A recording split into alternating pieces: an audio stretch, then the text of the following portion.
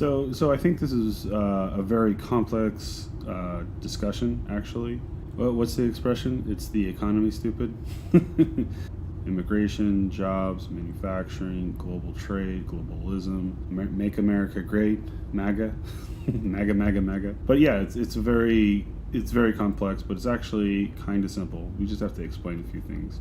The business wants cheap labor to suppress wages for Americans, which sounds anti-American. Why would you want to allow American corporations to suppress wages of Americans by allowing illegal immigrants to come in? In my mind, that's no bueno, like no good. Why would you want to allow American corporations to suppress wages of Americans by allowing illegal immigrants to come in and take those jobs or fill those jobs that could have been either worked by American citizens? I'm not saying Mexican Americans, I'm not saying African Americans or Chinese Americans or Native Americans or white Americans. I'm saying Americans, citizens.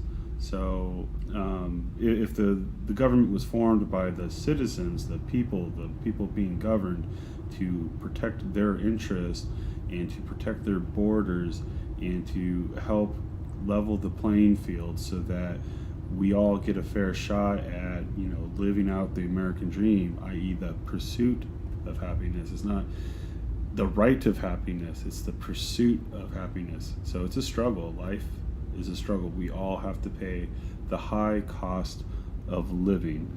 So why would we allow American corporations, which might be international or global since the 70s or 80s, and maybe these people aren't even Americans, the manufacturing business, why would we allow them to suppress wages for Americans? Isn't that the proper role of government, would be to step in and try and sort out what is a equitable solution for both labor and the tax base? And because if you're going to operate this manufacturing facility here in America and you get the benefit of these roads and this sewage and the police and the fire and the education system and everything that goes with it, then we all kind of have to help each other. I had a political science teacher in college that used to say, well, we all have our hands out, right?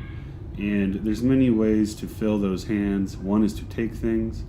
Another one is to trade. And trade is obviously preferable if it's voluntary. So if the said business manufacturer owner tries to buy politicians' votes and subvert the laws to allow immigration or illegal immigrants to continue to flow into the country, i.e. cheap labor, not securing the border, i.e. the wall, equals cheap labor, and is abusive to both the American and the immigrants.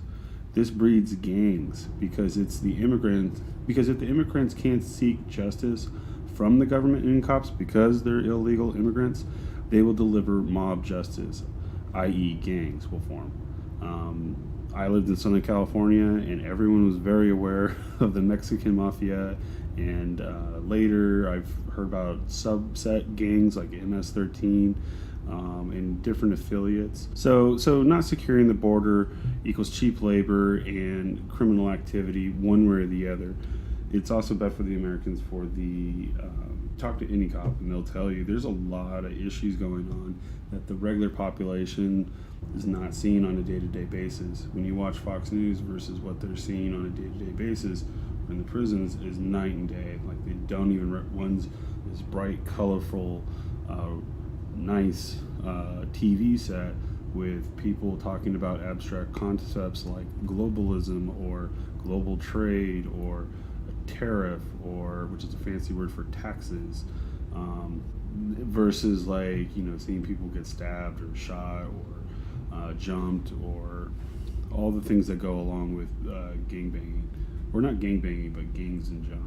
But I mean, anyone can go to YouTube and see a million videos on the subject. I totally recommend The Sopranos because it's more accurate and it doesn't have all this social justice warrior political stuff to totally subvert what the show was trying to get at, where basically a sociopath was managing a bunch of psychopaths who, ran the mob. So 40, 50 years of cheap labor equals, I'm seeing estimates, something like 22 million illegals, and now naturalized children of immigrants, in addition to DACA, so the Dreamers Act, in the Obama years, where they listed, these people that who were living in the States but didn't have papers or whatever. Either they were born here or brought here. There was a variety of reasons for that. In the southern states, Southern California, Texas, Arizona, New Mexico, this is a huge deal. It's all over the place. But, because of the illegality of the nature of the problem, or the dilemma of having an unsecured border, illegal immigrants, and then manufacturers or corporations, farms, etc., taking advantage of this cheap labor to subvert, American wages, which actually hurt unions, which actually destroy pensions. There's a variety of problems. Pick one, and I'm not going to defend them all. I'm just saying that this is what people are talking about. So this breeds a contempt for American by the illegals, or the gangbangers, or the people who are imprisoned or incarcerated over this. Even suburban kids who are being, prosecuted for possession of, illicit drugs, or even tame ones like weed or marijuana, or these sort of things, because the military complex has grown in such strength and such stature that it is very unforgiving. Once you're in the system, it's pretty hard getting out. So even suburban kids are getting are being maligned by this. There was that whole Hillary Clinton thing where in the 90s where they were trying to be tough on crime, and then started talking about super predators and aiming those comments towards inner city youth, like Americans, which I think is absurd, like outrageous. Like, how could you start calling your own youth, super predators? A lot of people made a lot of issues out of that, and there's a lot to say there. But this breeds contempt for America if you're being harassed by the cops, or if you are a cop and you're being harassed because you're doing what the taxpayer set you up to do, what Hillary and friends legislated and politicked for, and then get mad at you for doing the job. So everyone's mad about this. It doesn't make for good policy, doesn't make peace. It breeds contempt for both pro-American and anti-American. Hence the whole sanctuary cities and now sanctuary states. Thanks California. And by the way, who voted on that? Like, Jerry Brown, the governor, just declares that it's going to be a sanctuary state. I didn't see that on the ballot. Who voted that in? Just because he was voted doesn't mean he could just subvert federal law. I mean, I'm pretty sure the federal government has a lot to say about that. I think the cities being governed have a lot to say about that. In fact, we're seeing cities revolt against the state of California in the same way as the state of California is revolting against the federal government, saying, listen, we have real gang problems, we have real drug problems, that we even have human trafficking problems. There's problems that need to be addressed, and you declaring war against the federal government and then inviting criminals to safe harbor here or sanctuary here is not how we solve this problem, or at least that's the argument. So cities are revolting against state is revolting against the federal government, and the federal government is now trying to crack down where it can crack down. I've even seen the federal government, trying to address Chicago or Detroit's rapid crime rate. I don't think that one's necessarily influenced by illegal immigrants, but there is massive gang activity and a lot of shootings where in the streets, and people are just getting murdered. And what does Rahm Emanuel, the former chief of staff of Obama, do? Now mayor of, I think it was Chicago. He declares Chicago a sanctuary state, and then he calls the UN to come and send an occupying military force to America. And then somehow the federal government is going to allow this, that the state of Chicago is going to allow a mayor to invite an occupying military force? Like, are you insane? No, absolutely not.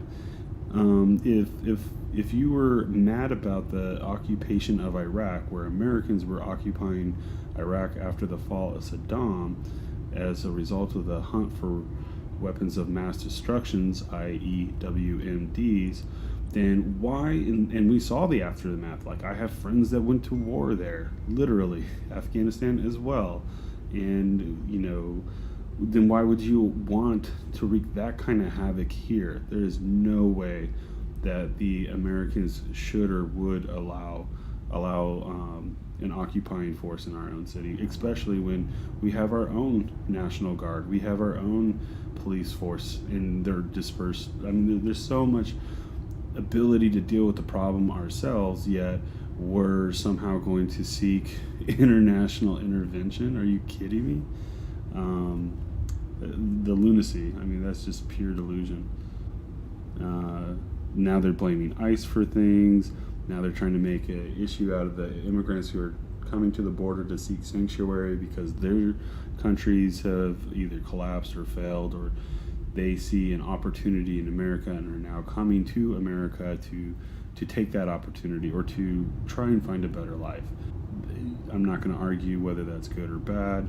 I'm not going to argue whether we should allow it or not. That's a political hot potato, but people are coming, and now the news is turning this into trying to make the police, the ICE agents, as some terrorist cell or some terrorist group, and totally ignoring the actual terrorists that are actually here. And it's crazy because when I share some of like these videos that say Fox would put out on the subject, they're definitely very pro the wall, pro Trump, pro Republican, and they always have been.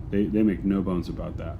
And CNN and MSNBC are clearly pro Democrat, pro liberal, and they're no longer interested in fair and balanced. They're all equally interested in promoting their side of the argument, and they will warp the politics into each way. For some reason, I think something about playing defense forces Fox to be much more reasonable than when they were on offense going after Obama. So, I don't know. Say what you will about that. But right now, CNN and MSNBC are on the attack because of a Republican Trump administration. And it's strange because even the Republicans are attacking Trump. They don't necessarily want to deal with the political hot potatoes that he's throwing around, i.e. build the wall, i.e. immigration, all these sort of things. I mean, even in tech, H1B visas are a huge issue for the same reason. Hey, you're bringing in cheap labor, and they're filling jobs, and you're saying that we need these people under the guise that, we should bring in the best and the brightest from the world to fill high-tech jobs that are very difficult and demanding, failing to realize that they're actually paying those people like less than what they would pay an American, and they hold their visa, so they can't really complain too much when they see abuses or unionize or speak up, because then they'll just revoke their green card and they go home. I've seen people get sent home for minor disputes, like almost nothing, and that creates a lot of problems for them. It creates a lot of problems for the Americans because their wages are being suppressed, hence the high-tech antitrust lawsuit, which dives into how the big tech companies collude together to suppress wages by preventing themselves from competing for each other's employees. That's a whole nother podcast we'll get into another time, but even the H1B Visa program is being abused for cheap labor, which then is very similar to the migrant crisis, where you're allowing you're allowing migrants in order to abuse them so that you can suppress wages. And all of this, ties back up into...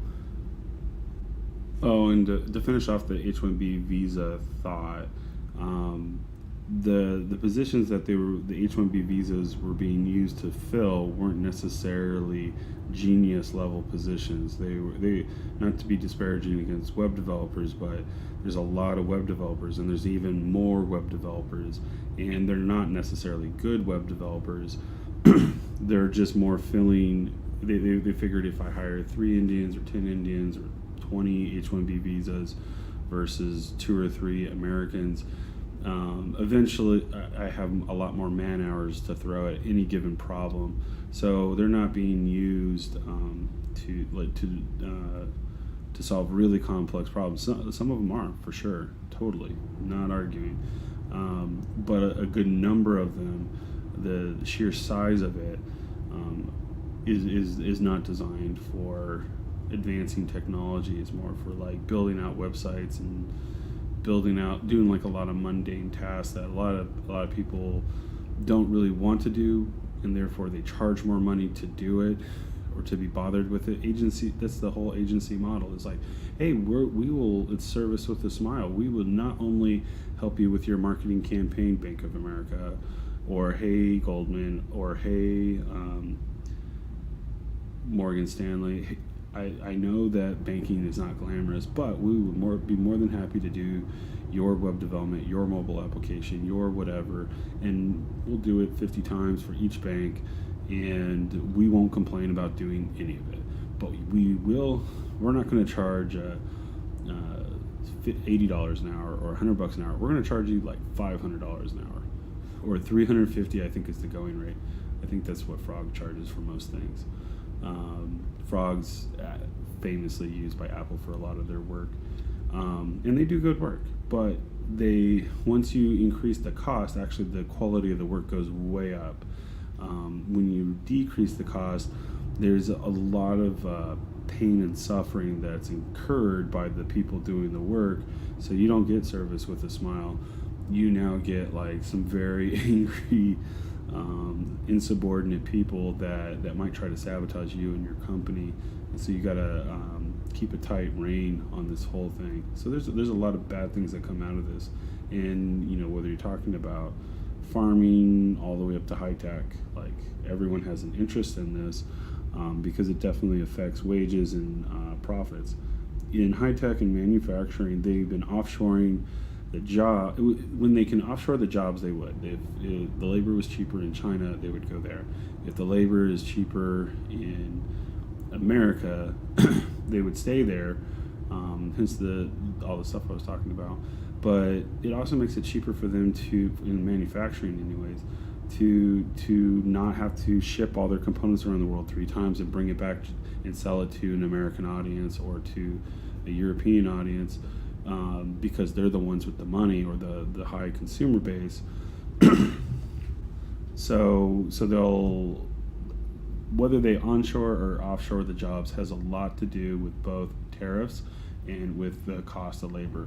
And then because they're globalists, they offshore profits. So then I think this is called the Irish Shuffle, or there's also Cayman Islands, so it's not even like Ireland specifically was the only guys doing this, or only the British, or only the Americans do this as well. So corporations will onshore, offshore jobs, which build and destroy communities, and they'll onshore, offshore profits in order to protect profits. They have shareholders to respond to, or that they're responsible to. So it's a very crazy balancing act, and I don't even think there's a right answer to any of this. And as the laws become more and more prohibitive and more politicized, that it's very hard to make a refrigerator for less than $1,000 or $500, or if you want a nice refrigerator, maybe $2,000, or a nice Yamaha piano, or a nice Dodge Charger, or a nice Apple computer or iPhone. Like all these things, there's so much politic in all the tech and all the manufacturing that it's really mind-boggling to think about. So like Google and Facebook and friends all have an interest because of the H1B visa issue. A lot of their advertisers might be the manufacturers. They might be the people pitching different products to get it sold on their platform. So their advertisers are probably very sensitive to these issues as well. Hence the Google picking a political side. I'm with her, i.e. Hillary Clinton and the Democrats, and then funding First Draft, which is said to have coined the term fake news, referring to Fox News and various conservative independent media outlets, only to be not subverted, but for Trump to take their own word and use it against them and point out, hey, CNN is fake news too. Hey, MSNBC is fake news as well. And then, of course, now both sides are accusing each other of fake news. And from an independence point of view, I'm looking at it going like, yeah, it's all fake news. It's all propaganda. It's all, it has a political design and intent. And so it's really difficult to understand what is not fake news, what is propaganda, what is satire, what is a joke. And, like comedy is very much about pointing out the hypocrisy or the irony of things. Say one thing, do another, and then outline, and then see if you can't get someone to react to that. But anyways, this gets politicized. It turns into politically correct culture because this affects even tech's bottom line, because a lot of it's the freemium model, which depends on ads. In order for users, they need the user's attention to sell the ads. So it's easier to just give them free stuff than like Google search and Gmail and Facebook accounts for free. And then sell their information to advertisers so advertisers can buy their stuff. Hence, Google and friends funding the First Draft and getting politically organized. And then also punishing employees for stepping out of their bounds and creating, controversy like the James Damore memo. Or the more recent Google internal memo, the good filter, which describes, hey, we'll make more money if we go along with this PC culture and the whole liberal narrative and try to stomp out their competition. This is also why the news that Obama's administration was funding Open Society with taxpayer money to open. Wait, what did I write here?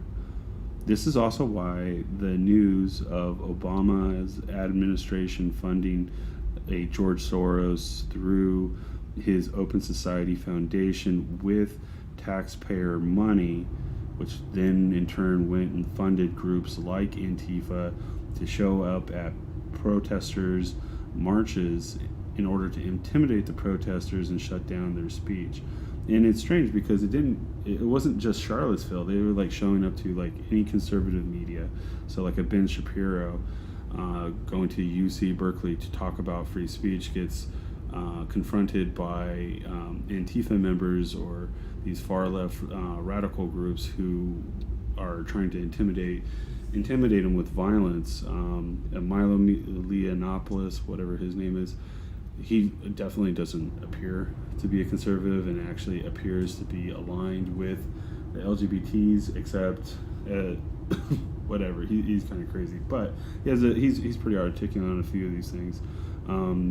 Very much like a Christopher Hitchens back in the day, where they would openly talk about these issues and have a lot of the hypocrisies, but at least they're honest about it and they're trying to at least advocate for a particular value or an idea and not make it about their own identity. But anyways, if it's true that the Obama administration was funding Open Society with taxpayer money to target conservative groups and to shut down political protest marches, peaceful protest marches, and turn them into violent protest marches to continue polarizing the American people for news bites, to gain more votes and to for political conveniencies, we got a huge problem, because then we're breeding internal domestic terrorism on purpose. This is not too dissimilar from the State Department funding rebel groups in the Middle East, like supporting government overthrows of, say, Saddam Hussein to take over Iraq, or the Ayatollah in Iran, or Osama bin Laden in the Taliban in Afghanistan, and then all of them turned on us eventually when political winds shifted or people stopped supporting them, and then that turns into ISIS, and that turns into ISIL or Al-Qaeda, and 9/11 and the war on WMDs, coupled with the war on terror, coupled with the war on drugs. I mean, this is insanity, like, and we're funding it. So a lot of questions there. That's like a whole podcast by itself. And it's all because of jobs, cheap labor, globalism.